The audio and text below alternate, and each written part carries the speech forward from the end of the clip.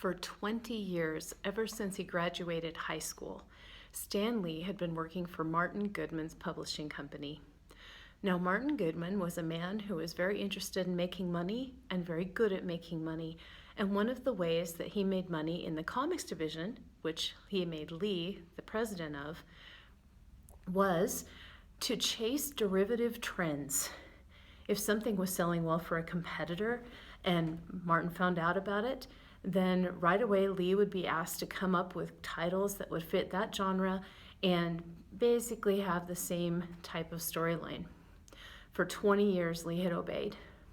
He had chased after derivative comics in the Western genre, the romance, especially teen romance genre, and all the time, Martin Goodman had had a very low opinion of the people who read comics. He had told Lee, I don't want, words of more than 2 syllables. These are not very bright people. These are kids and undereducated adults. And Lee he didn't believe that about his readers. And he was so tired of doing it the same old derivative comics, of churning out uninspiring monster stories and teen romance and westerns again and again and again, chasing whatever the competitors were up to. Finally, at age 38, he reached a breaking point. It was more than he could take. He had to do something of value. He had to do something important, something that would matter, literature that would affect his readers, that they would care about, that people would want to read. And besides, he had an idea kind of floating around in his mind. He was thinking about a totally new kind of superhero comic. He was thinking about, what if powers were bestowed upon ordinary people who weren't prepared to handle them, and those ordinary people, now extraordinary superheroes, acted like ordinary people?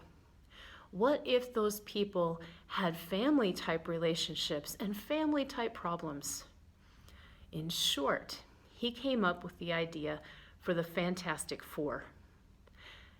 After he thought of it, he sketched it out in his mind, he wrote down some of the script, and he went and told Jack Kirby, a genius illustrator whom Lee had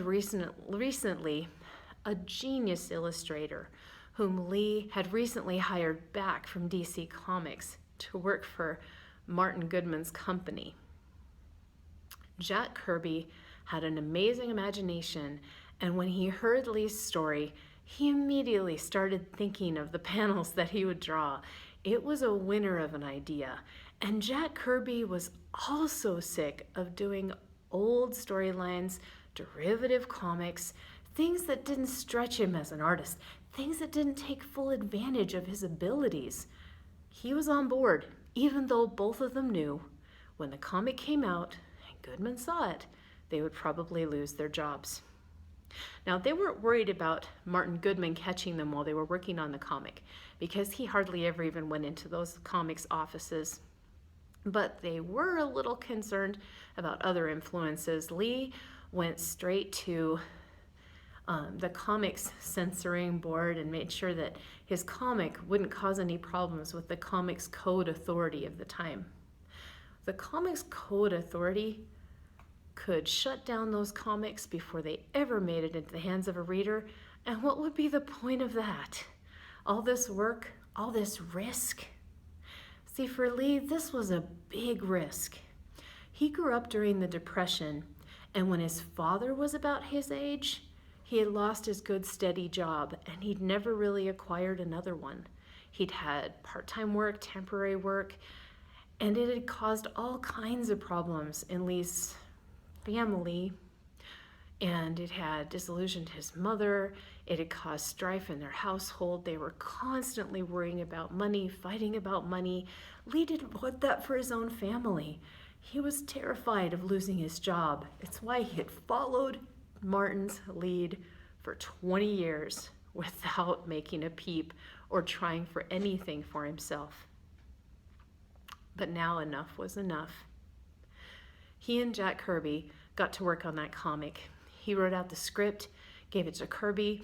They discussed the characters, they discussed the character arcs, they discussed what the characters would do, and then Jack Kirby drew all the panels for that comic, and then Jack Kirby drew the panels, and they sent it off to the presses, and Lee remembers thinking, well, that's it. I've lost my job.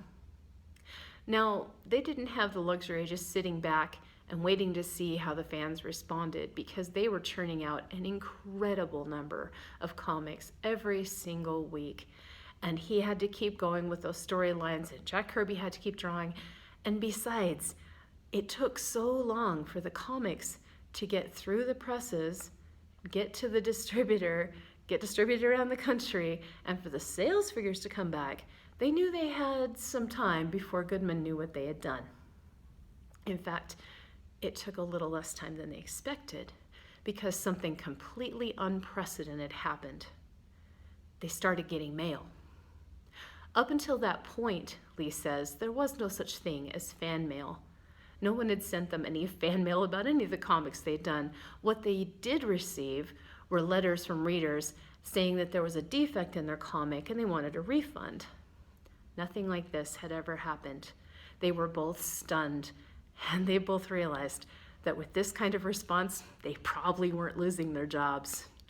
In fact, when the comic sales figures came out, Goodman could not have been happier. They had doubled in that short period of time. They had doubled the income that came from that division. So Stan Lee risked everything to produce this comic because he believed in it. He believed in his readers, and he believed in telling a great story. And Jack Kirby risked everything on this comic, and it paid off. Not only that, they had started something. They had actually put into motion a whole new force in the comic books industry. In fact, people later said that they probably stopped it from collapse and saved it. In fact, they believed that they may have saved the industry from collapse, because comic books were in a lot of trouble at the time and were not doing well. But after the Fantastic Four, they rode that wave of fan love, and incredibly, even better things were going to happen. When we take a chance, when we believe in ourselves and in our dreams and in what we believe to be our purpose and our destiny, wonderful, amazing, miraculous things can happen. That's one of the lessons from Stan Lee. We'll talk about another one later this week. Take care, guys. Bye-bye.